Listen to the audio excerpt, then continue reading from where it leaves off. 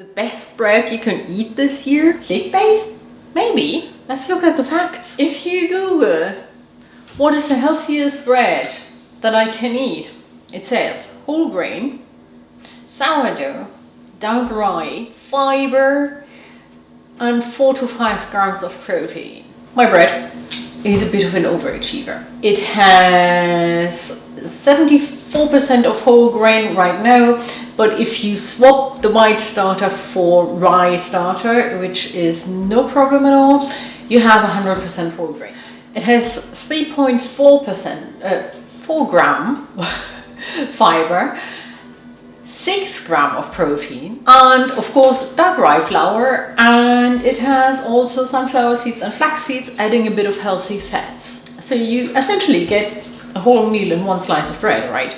But Sonja, I hear you ask, doesn't it taste healthy? Look, I'm a German, and we take our bread damn seriously. And so this is a slice of nutty, dense, caramelly deliciousness, and you will never look the same and shop all bread again after you've tried this. So let's make that, shall we? And so today we're doing a side-by-side test of the original German black bread, Sourdough Schwarzbrot, right, and my protein version, and we see which one does better.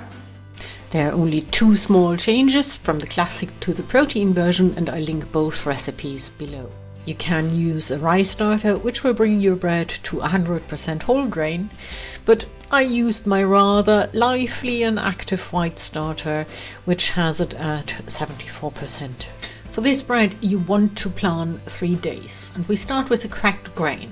I used emmer that I cracked in my Vitamix, and then you pour boiling hot water over it. Use a bowl that doesn't split when you pour hot water into it, and then leave it overnight. And this is how it looks, so you get a really soft grain. If you're in a hurry, you can just boil it for an hour, and then you want to let the grain drain for about 10 minutes because there is a lot of water left in it. Now add the flour to the grains. I use emmer and dark rye, then sunflower seeds, flax seeds, which soak up part of the water and add fiber, salt of course, and then just give it a quick stir until you have a kind of rubbly texture. And now we get to the difference between classic and protein sourdough. For the classic version I use buttermilk, sourdough starter and molasses, and just mix them together. For the protein version it's cottage cheese, whey protein powder, water of course, and then I mix it in my NutriBullet. A quick shake can prevent the protein getting stuck in your blades. And then you pour it into a container. Add the sourdough, the lovely molasses, which gives it all the caramel flavor. Admire the pretty streaks when you stir it. And now we are back to the same for both breads. Add the liquids to the grains, give it a quick stir, and then you let your stand mixer hopefully do the work of kneading it for 15 to 20 minutes. And I will tell you why in a minute. But first let's line the baking pan. Here's a trick to get a neat and even lining for your pan. Cut it out so you have a bit of overlap. Then slice from the corners of the baking parchment to the corners of the tin. And now you try to put it in, and obviously it pops out, and that's where the butter comes in.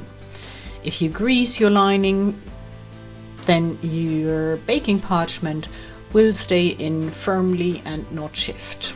Sprinkle the pan with a few oats, and then plop in all your dough. And that might seem a lot if you look at it, because you're used to standard sourdough, but worry not, it'll be perfect because it doesn't rise much. And this goes now for an overnight ferment in the fridge, and then you sprinkle it with more oats. Give it a score if you like, or as I did with my protein bread here, you just poked with a skewer and allow it to open naturally. These go into the oven at 320 Fahrenheit, 160 Celsius for about 140 minutes. And this is what happens when you don't need it, the flying crust. In the second try then, I kneaded it for 20 minutes and out came my perfect protein loaf without crust popping off. Now I think it turned out even better than the classic version on the left. And then you can slice it very thinly, and my favorite version how to eat this is with a bit of cream cheese, fresh tomatoes and Maldon salt sprinkled over.